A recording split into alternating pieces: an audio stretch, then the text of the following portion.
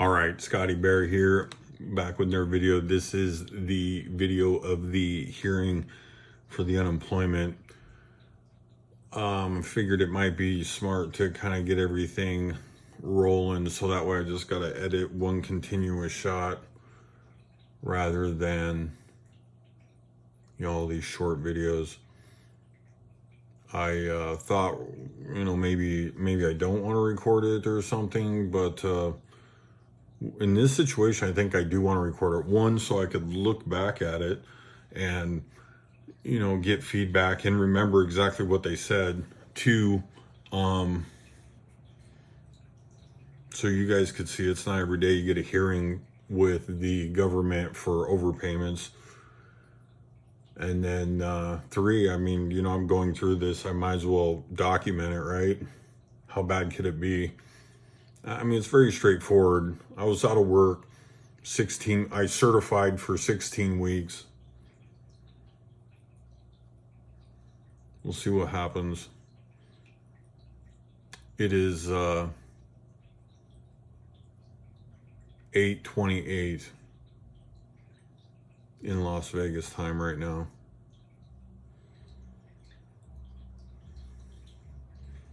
I didn't want to scramble to try to make sure the iPad was recording. Also, I got the iPad on airplane mode, so that way it won't be disturbed. Hope you all are having a wonderful Wednesday, May 26th, if I haven't wished you already.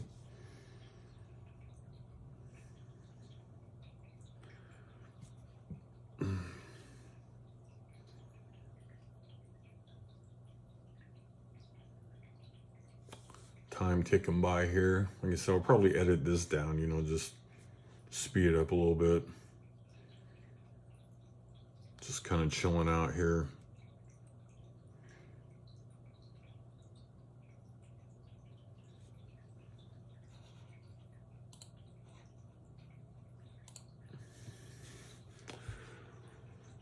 Been an interesting week. Been anticipating this hearing. It'd be nice to put this behind me.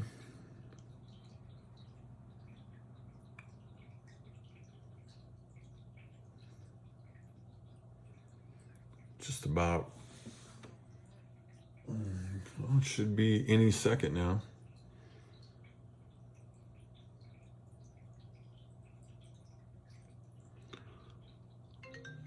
Here we go. Hello? Appeals referee Dan Bergak is calling from the state of Nevada. Here, please. That's me. Okay, great. I'm giving you a call today for your scheduled appeal hearing. Are you ready for the hearing today, sir? Yes, I am. Okay, thank you. Give me just a moment then, okay? All right. Thank you. This call is being recorded. This is Nevada PUA Appeals case number 2021. Be advised that the hearing is being recorded and the recording device will remain on until the hearing is concluded in all parties. Let me identify the parties that are present at the time and participating. We have claimant Scott presenting yourself for the hearing today, sir. I have an attorney. He's standing by waiting for your call. Okay, that's fine. What's his number and his name? His name is David Olshan, 04 extension 119.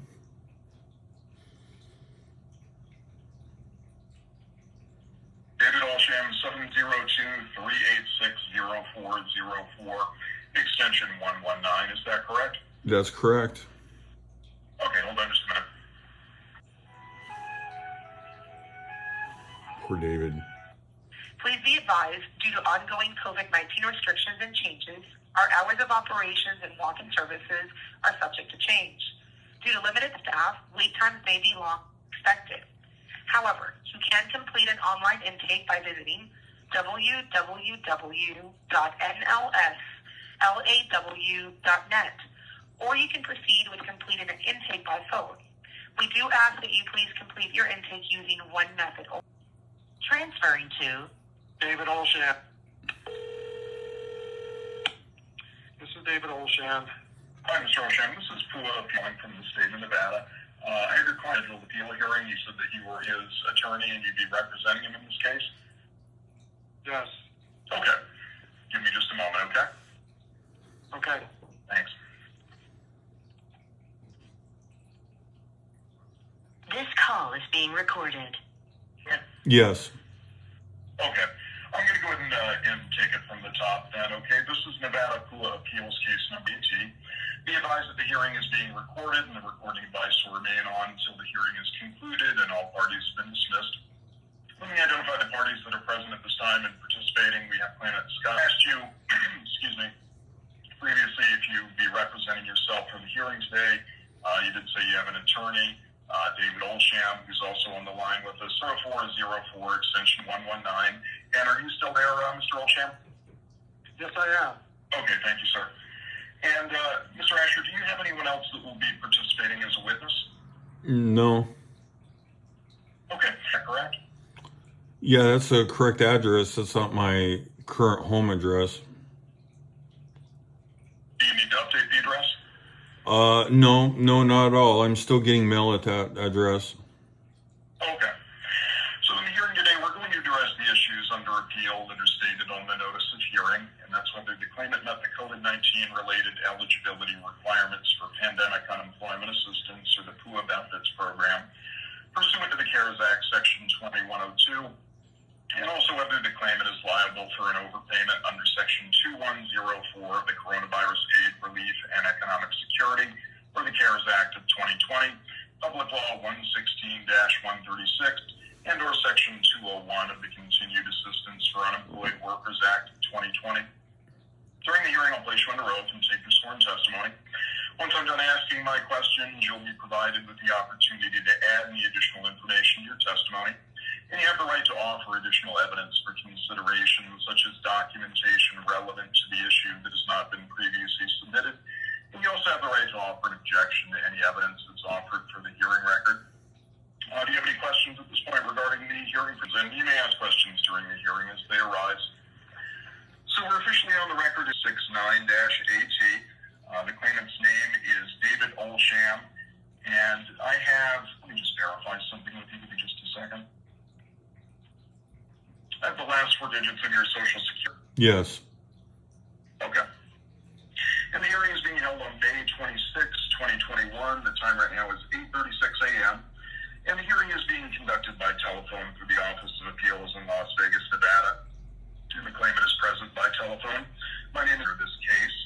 And this hearing is a result of the claimant appeal to the Pandemic Unemployment Assistance or PUA office determination that was issued under the CARES Act Section 2102 that denied benefits on the grounds that the claimant did not meet one of the required COVID-19 eligibility requirements pursuant to the law, and also whether the claimant is liable for an overpayment under Section 2104 of the Coronavirus Aid, Relief, and Economic Security or the CARES Act of 2020, Public Law 116-136, and or Section 201 of the Continued Assistance for Unemployed Workers Act of 2020. This is the only evidentiary hearing that's required by law on this issue, which means it's your last opportunity to present new evidence. The hearing is being recorded and is the only record available for review should either party appeal the decision to a higher authority. Testimony is required to be taken under oath, and then within approximately 7 to 10 days following the hearing, you will receive an electronic decision within your employee MD message center inbox, and the decision will contain any further appeal rights.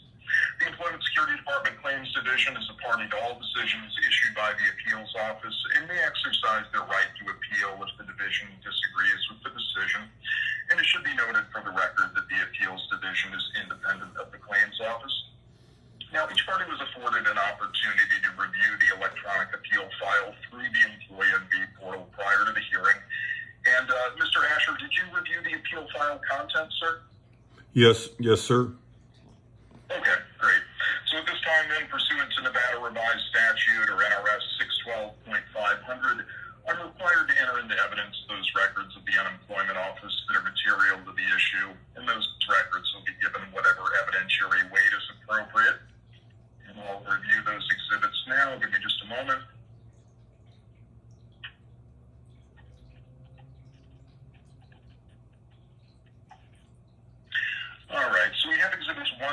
7, that's the claimant's application snapshot. It indicates that the claimant was unemployed because of COVID.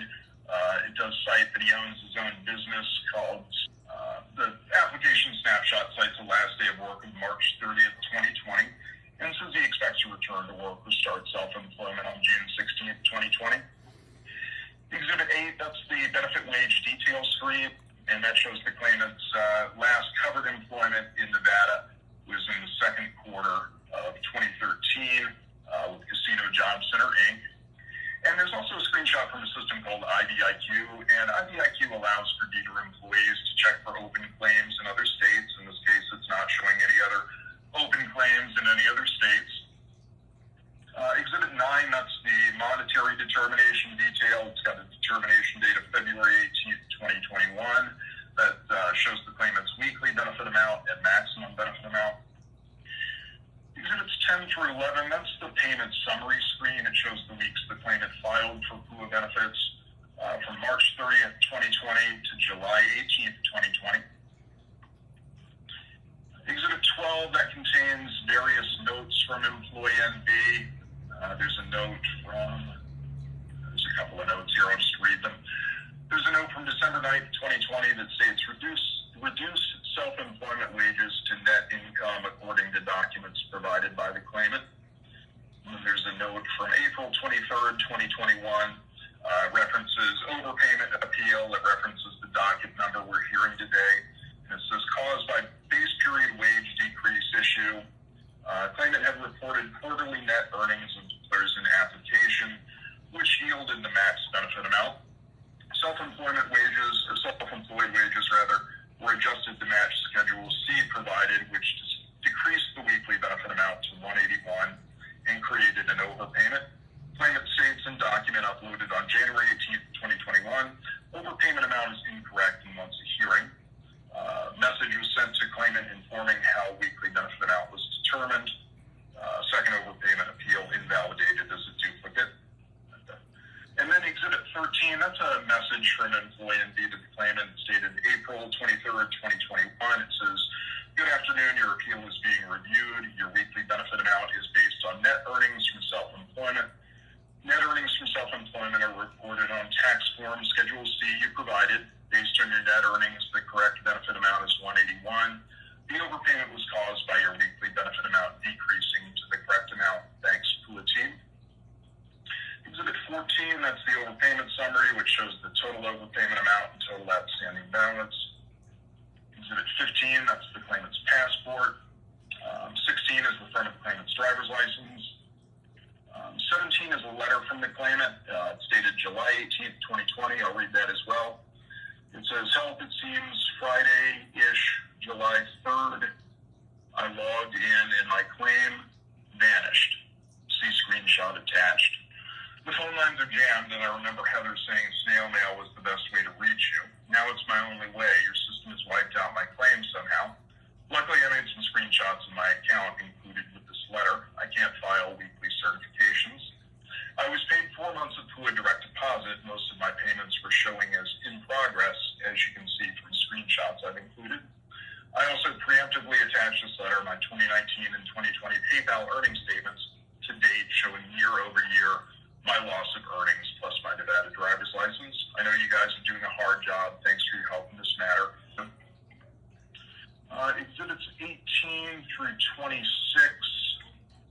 those are all pages of the claimant's 2019 tax return, and that does include the Schedule C, line 31. It specifically is Exhibit 22 that shows in that particular line.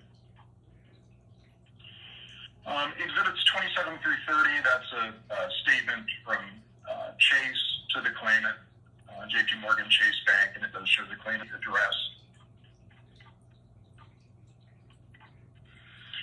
And Exhibits 31 through 32, that's a letter from the claimant, and I will read that as well. This is regarding non-fraud, PUA, and FPUC overpayment. This is claimant identification number and case ID. I'm appealing PUA and FPUC overpayment, attempts to collect overpayments as of date of this letter, November 18th, 2020. No from my monetary determination appeal that has been pending in your system for 2 months now. Overpayments under Section 2104 F2 of the CARES Act provides no repayment shall be required, and no deduction shall be made until the determination has been made. Notice thereof and an opportunity for a fair hearing has been given to the individual, and the determination has become final. Furthermore, review any determination by a state agency under this section shall be subject to review in the same manner and to the same extent as the determinations under the state unemployment comp. No judge or tribunal has ruled in disqualifying determination. Docket number, references docket number 20. I provided DETR front and back and in triplicate proof. No reasonable person would conclude I don't get this money under the CARES Act. See screenshot showing my earning down 80%, May 24th to July 18th, 2020. Claimed weeks earned just 1214 over the 7 weeks, 6 days. I'm sure matching my weekly certification. And then moving into it, that was 31, Exhibit 31, and then Exhibit 32 has a chart which is and it shows sales, a line chart. It says I even pay self-employment, submitted 2019 taxes. I have in writing, I'm approved for benefits from your agency. The conduct of DETR constitutes a taking of property without due process. CEG, California Department of Human Resources versus Java 402 U.S. 121, 1971. Since I'm unemployed, I further ask that DETR pay the remaining amount without delay of all my legal expenses in the appeal. Thank you. Exhibit 33 is that appears to be a screenshot from Employee NV. Then Exhibit 34 through 35. That's the pool overpayment account establishment notice. It's got a mail date of January 13th, 2020. It's informing the claimant that he's in overpayment for pool benefits paid from May 24th, 2020 to July 18th, 2020. Then Exhibits 36 through 37, that's an overpaid account establishment notice with a mail date of January 13th, 2021 as well. And that's informing the claimant that he's in overpayment for some of the upfront benefits. That's federal pandemic unemployment compensation. Those are the additional federal monies that were paid out on the claim for a while. This particular overpayment account establishment notice is telling him that he was in overpayment for the federal pandemic unemployment compensation paid specifically from July 5th to July 11th, 2020. Exhibits 38 through 40, that's the notice of pool of monetary determination. This one is telling the claimant that he's entitled to a weekly benefit amount of $469.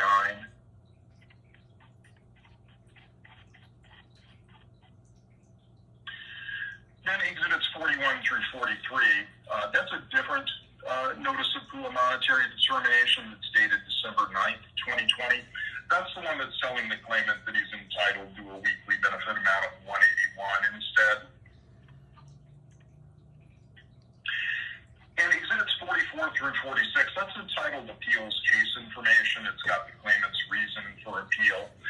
It says the figures you have in overpaid account establishment notice are wrong. Okay. Do you have any objections to the described exhibits being entered into the record? No. Okay. Then at this time we're going to begin testimony, and I'm going to place you under oath. And just to kind of advise you how it works, and Mr. Olsham, I'm pretty sure you're familiar with this process already.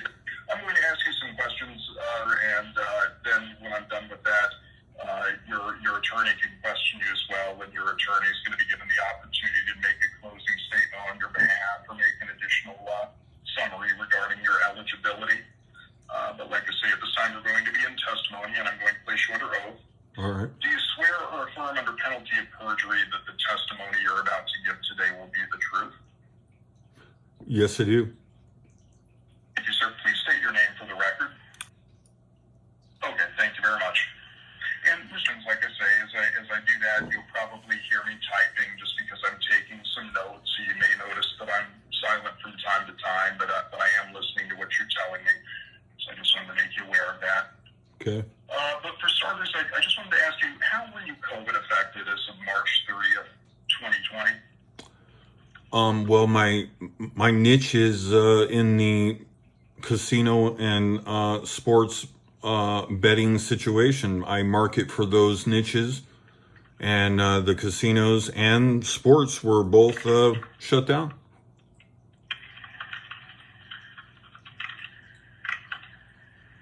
Do you own your own business, sir? I do. And what is the name of your business? Well, I own many websites. The website that was referenced in my claim is the name of my business on my taxes would be web stuff. I'm sorry, did you say great? Web stuff. Okay.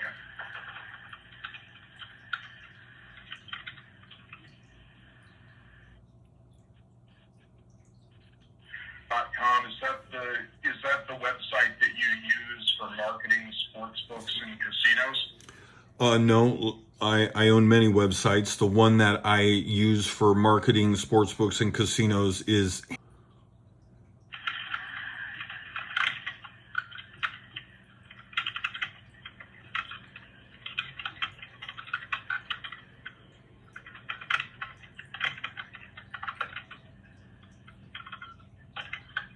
And how many websites do you own? about 35 or 40. Okay. Do they generate income as well? Various amounts. Most of the niches that from those are example. Another example would be another example would be all kind of triangulating in that niche. I see. Do people have to pay to view the information that's contained on those websites? The websites are directed towards a B2B type situation, business to business, where I offer SEO, social media marketing, and artwork to these businesses.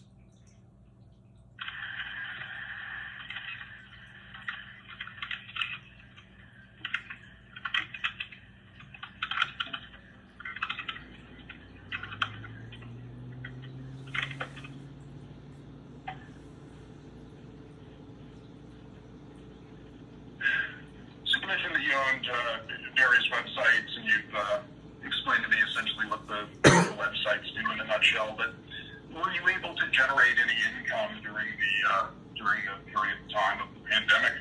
Yeah, I did generate some trace amounts of income that I included in my certifications. Actually, also pointing to one of the exhibits, I don't know the exact number, but you could see during the pandemic, I made like $100 or maybe $150, or I think 1 week when it was starting to get towards the end, I made $450.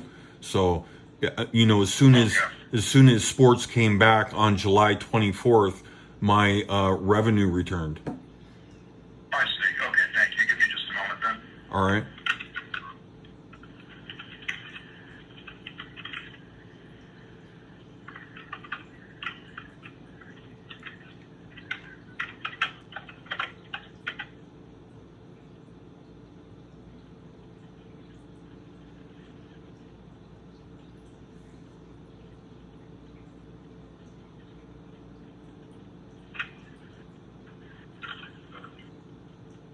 And forgive me if this is repetitive, but do you have a business license?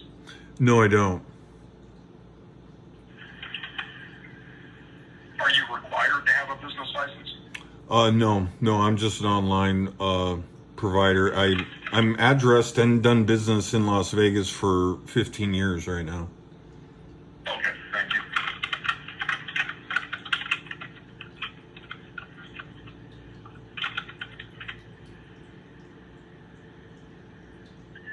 And I'd like to clarify with you, sir, why do you feel that your monetary determination is incorrect? Well, okay, so of course you have my earnings, and then I have my deductions that I take.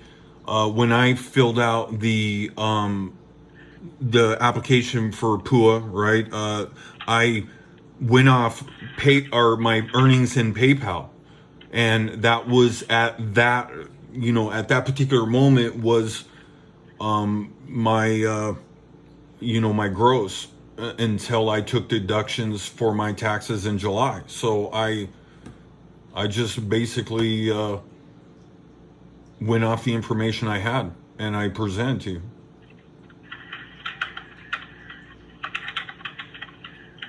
And after I take deductions, of course, I pay freelancers, I pay for services, so on and so forth.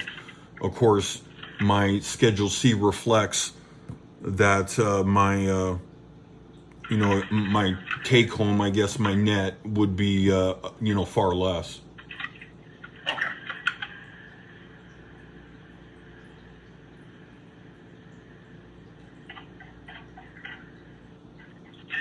Yeah, and referring back to Exhibit 22, I do see that there was a line 31 for 2019, Schedule C, Exhibit 22. So after your deductions, expenses, etc., was that your take-home pay? Yeah, that reflects my take home. That's correct. Okay.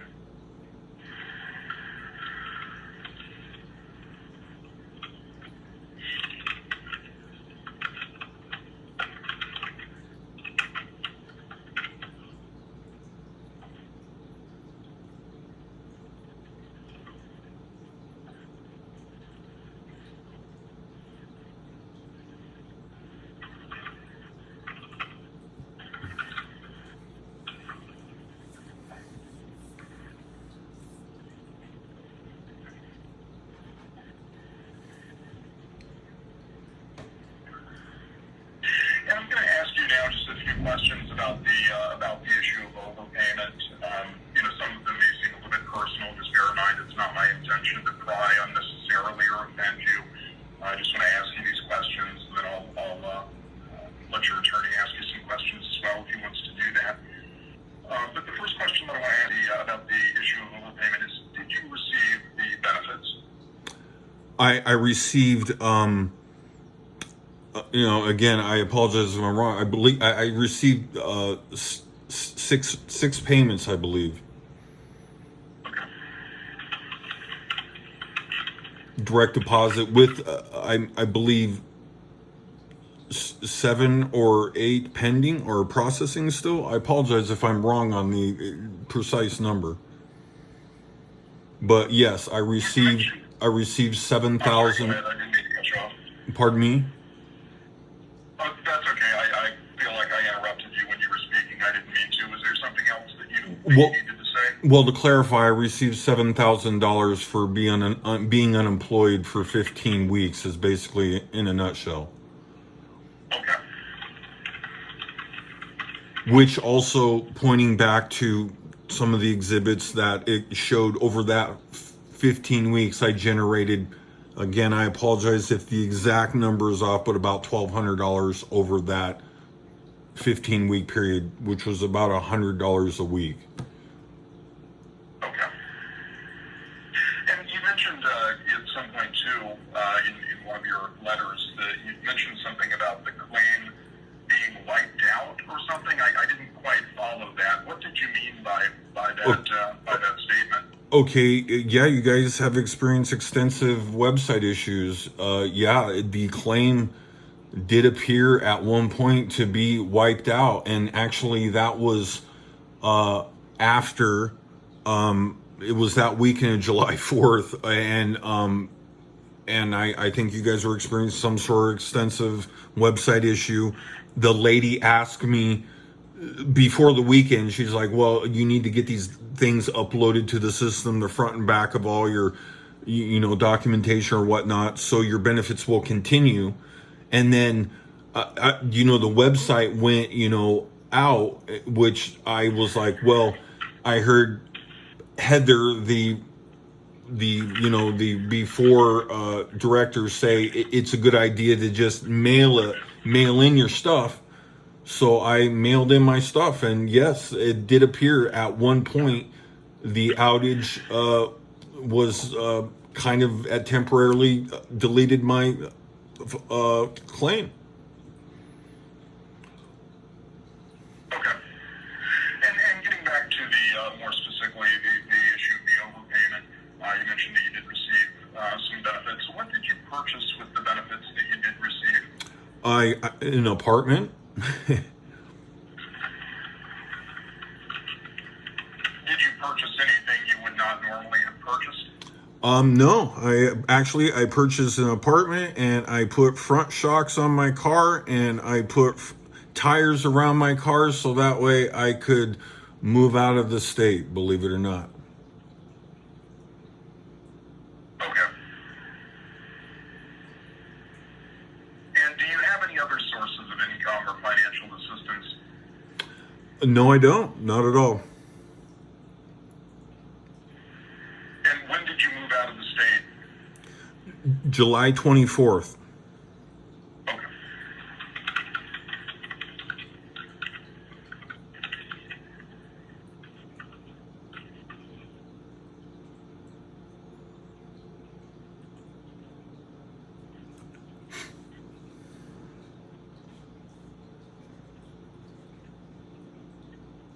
And what I'm going to have you do now is just briefly itemize your monthly expenses. I'll walk through that with you.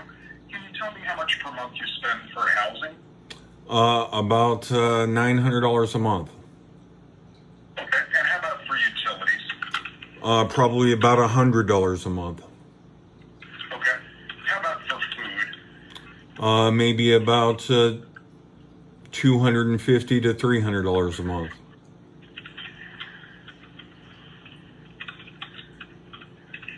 And do you have any minimum monthly credit card payments?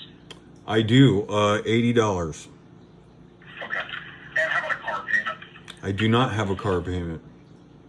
Any car insurance payments? Yes, I do. Car insurance is $170 a month. Okay. And lastly, do you have any life insurance payments? Nope.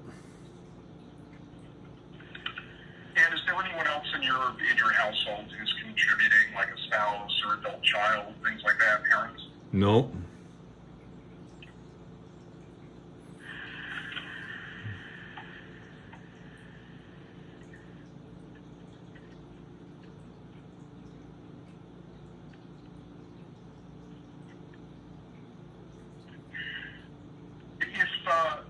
If you're required to repay the overpayment, will you do so perhaps in payments?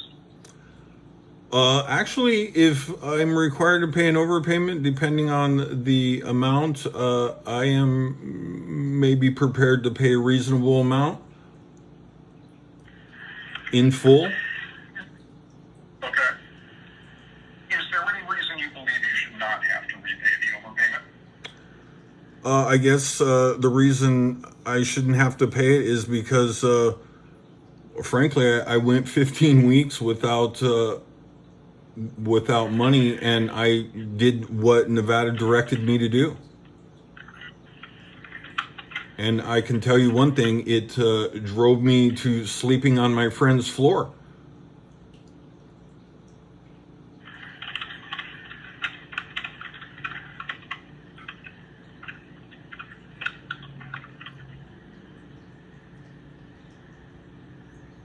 And again, sir, just a couple more standard questions for you.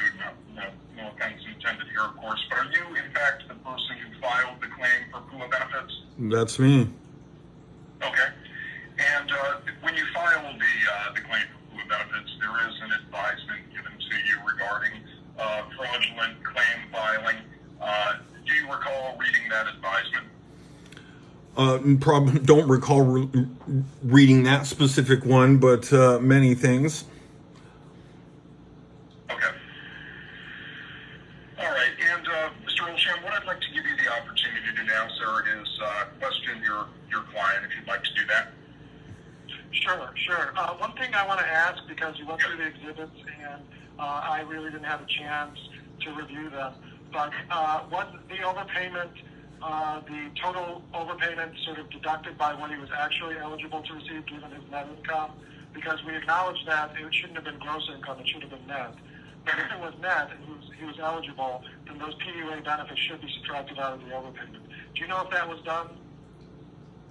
What I see here is it shows a total overpayment amount of $9,000. This is Exhibit 14, by the way. It shows a total overpayment amount of $9,301, and yet a total outstanding balance of $2,270.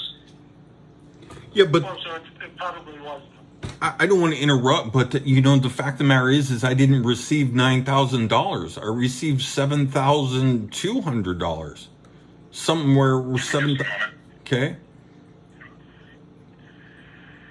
Well, sorry, I don't know if you're correct either, but Maybe that's the total outstanding balance. It's just on the claim. Then give me a second here.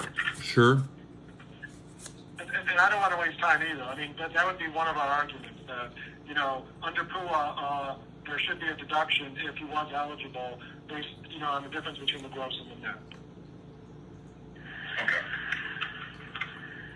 And then the other argument basically is what you've gone over is that that Scott is allowed to, or that you are allowed to waive the overpayment if Scott was without fault and repayment is contrary to equity and good conscience. And we think based on Scott's income, there were multiple streams of income. He couldn't have really calculated the net amount given the circumstances, the PayPal account, and the bills coming in separately from the income. So, it seems that he was without fault, and repayment now would be against equity and good conscience.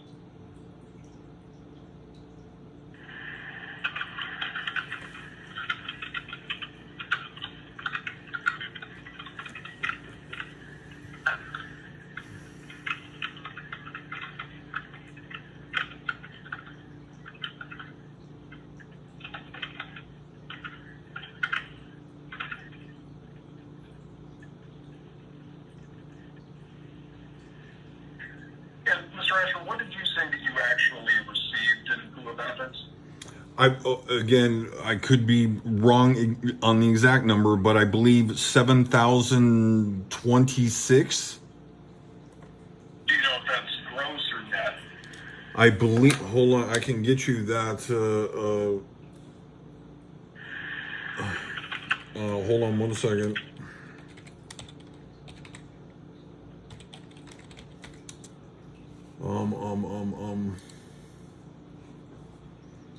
I received $7,031 for 7 weeks. Okay, thanks.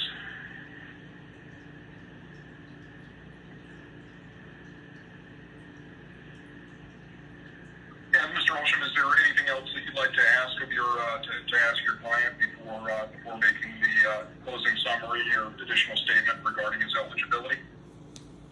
No, I have no further questions, and I have no need to really make the summary because I think I tried to do that, let's say. Yes, I think I understand what you mean there. Okay, well, in this case then, I appreciate both of you taking my call and participating in the hearing today. At this point, the hearing is closed, and I will disconnect the call. Okie dokie. Thank you much. Thank you both. All right, bye-bye. Goodbye.